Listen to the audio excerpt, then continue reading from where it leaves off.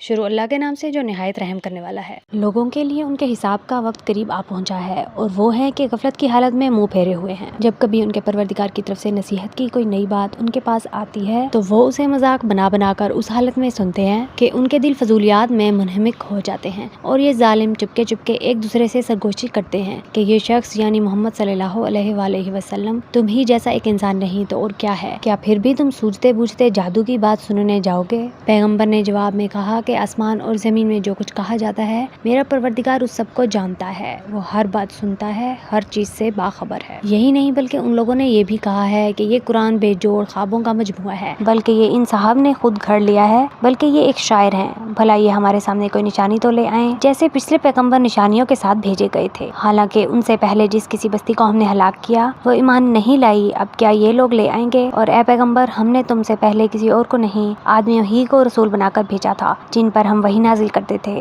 لہٰذا کافروں سے کہو کہ اگر تمہیں خود علم نہیں ہے تو نصیحت کا علم رکھنے والوں سے پوچھ لو، اور ہم نے ان رسولوں کو ایسے جسم بنا کر پیدا نہیں کر دیا تھا کہ وہ کھانا نہ کھاتے ہوں اور نہ وہ ایسے تھے کہ ہمیشہ زندہ رہیں، پھر ہم نے ان سے جو وعدہ کیا تھا اسے سچا کر دکھایا کہ ان کو بھی بچا لیا اور ان کے علاوہ جن کو ہم نے چاہا ان کو بھی، اور جو لوگ حد سے گزر چکے تھے انہیں ہلاک کر دیا۔ اب ہم نے تمہارے پاس ایک ایسی کتاب اتاری ہے جس میں تمہارے لیے نصیحت ہے، کیا پھر بھی تم نہیں سمجھتے؟ اور ہم نے کتنی بستیوں کو پیس ڈالا جو ظالم تھی اور ان کے بعد ہم نے دوسری نسلیں پیدا کی، چنانچہ جب انہوں نے ہمارے عذاب کی آہٹ پائی تو وہ ایک دم وہاں سے بھاگنے لگے۔ ان سے کہا گیا بھاگو مت اور واپس جاؤ اپنے انہی مکانات اور اسی عیش و عشرت کے سامان کی طرف جس کے مزے تم لوٹ رہے تھے، شاید تم سے کچھ پوچھا جائے۔ وہ کہنے لگے ہائے ہماری کم بختی، سچی بات ہے کہ ہم لوگ ہی ظالم تھے۔ ان کی یہی پکار جاری رہی یہاں تک کہ ہم نے ان کو ایک کٹی ہوئی کھیتی، ایک بجھی ہوئی آگ بنا کر رکھ دیا، اور ہم نے آسمان اور زمین جو کچھ ان کے درمیان ہے اس کو اس لیے پیدا نہیں کیا کہ ہم کوئی کھیل کرنا چاہتے ہوں، اگر ہمیں کوئی کھیل بنانا ہوتا تو ہم خود اپنے پاس سے بنا لیتے،